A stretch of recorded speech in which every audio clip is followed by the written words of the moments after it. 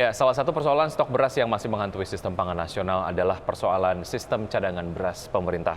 Pengamat pertanian menyebut situasi stok beras Bulog tak hanya bisa mengandalkan serapan saja tanpa dibarengi outlet penyaluran beras Bulog yang memadai.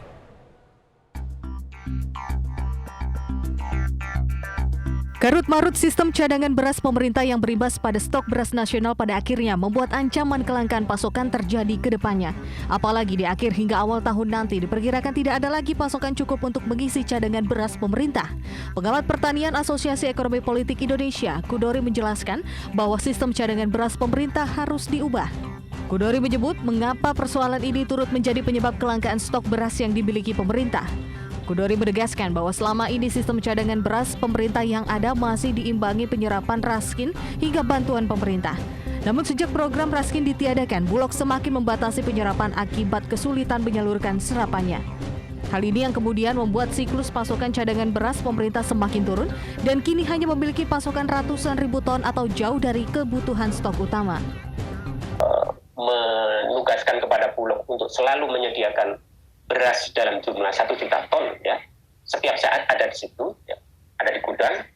Nah, sementara beras ini harus direfresh setiap 4 bulan sekali, artinya kalau 1 juta dibagi 4 bulan berarti 250 ribu ton per bulan. Itu outlet yang harus disediakan pasti supaya sistem FIFO itu, first in first out itu, refresh itu, dynamic stock itu bisa berjalan. Gitu. Kalau itu tidak disediakan, hal ini sangat mungkin akan terjadi lagi.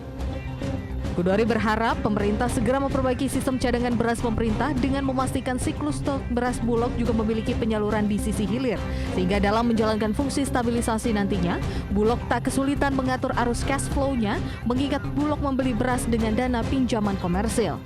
Dari Jakarta, Harjo Patmo, IDX Channel.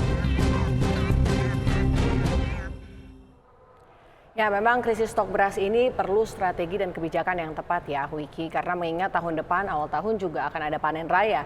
Jadi harus memikirkan kebijakan yang tepat di saat ini supaya petani juga tidak dirugikan saat panen raya di tahun depan. Betul sekali. Ini memang posisi pemerintah cukup dilematis begitu antara melakukan importasi untuk mengamankan stok dari pangan sendiri atau ya menunggu pada saat panen raya gitu. Karena kalau bicara mengenai volume ataupun produksinya pasti akan berlebih begitu. Ya. Tapi kalau seperti yang tadi juga sempat disampaikan bahwa selain memaksimalkan fungsi Bulog sendiri untuk menyerap beras, yang paling harus juga diperhatikan adalah channel salurannya, jangan sampai kemudian di situ ada permasalahan. Karena kalau serapannya maksimal tapi salurannya juga bermasalah, yang terjadi akan terjadi penumpukan di gudang, kemudian ada penurunan kualitas dari beras sendiri, ujung-ujungnya nanti masyarakat enggan untuk mengkonsumsi ya.